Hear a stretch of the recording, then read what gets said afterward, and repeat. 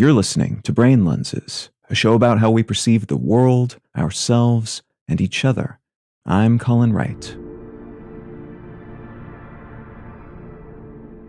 The term photogenic is most properly applied to light-emitting creatures or sunlight-caused cancerous growths. It's a physical and biological descriptor. The most common use of the term today, though, was reportedly coined back in 1925 when producer Samuel Goldwyn described a tennis star and Australian noble named Count Ludwig von Somme-Hoogstraten as the next big thing in Hollywood because he was photogenic. The term, used in reference to someone who looks good on camera, took off from there. Research into what makes some people photograph better than someone else is sparse, in part because this is such a subjective concept. Does better mean more beautiful, desirable, adorable, impressive, more artsy, or better composed, or interesting looking, or intelligent seeming? Some research in this space is focused on variables that influence the way our faces look in photographs, including the angle from which a photo is taken and the color and complexion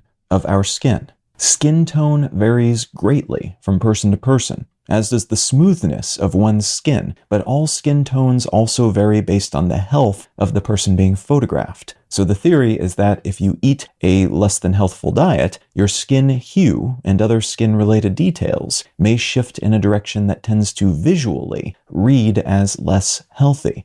The angle of the camera snapping the photo can also affect how we look, as the proportion of some facial features are associated with cute things, large eyes on babies, for instance, fertility, plump, rosy cheeks, or strength, square jaws, all of which can be perceived as desirable to someone viewing a photo of a face. Tilting the camera at different angles can make one's eyes or jaw seem bigger in proportion to one's other features, and adjusting the lighting can shift the hue of one's skin, in both cases potentially achieving a more generally attractive version of what is already there. Cosmetics can achieve the same, as can adjusting one's background, clothing, props, how close the lens is to one's face, and so on. All of this is true of other animals too, and potentially non-living compositions as well. The camera one uses to capture photos also helps shape how they turn out, and this has always been true to some degree, but it's arguably becoming an even larger issue, if you want to think of it that way, as our camera tech becomes increasingly sophisticated and relies ever more heavily on software for processing, rather than leaving captured photons relatively untouched.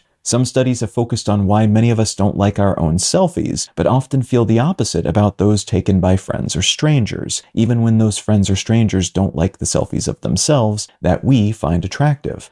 The results of one such study from 2014 suggest that we may not like how we personally look in photographs because we have a mental image of ourselves that differs from reality. We see friends and family from the outside all the time, and thus have a good sense of how they look in real life. We only see our own faces reflected back at us, though, so our internalized sense of our features may not line up with how they actually look, as shown to us in our selfies. That discordance between perception and reality may be why many of us are not fans of our own faces, as shown in photographs. It's not that our features are bad, they're just different from what we expected to see.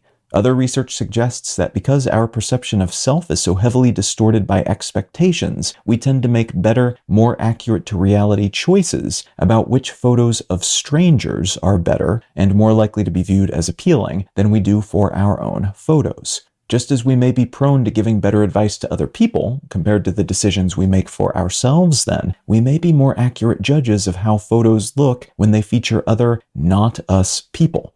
There's some evidence that taking more photos and intentionally, thoughtfully analyzing the results may help selfie takers become more proficient over time, as it allows us to intuitively connect different on-camera poses and expressions with outcomes we prefer. And the next level of sophistication and expertise is figuring out which poses will result in photos that are most ideal for their intended use cases, though many of us favor the left side of our faces regardless, for what may be neurological reasons.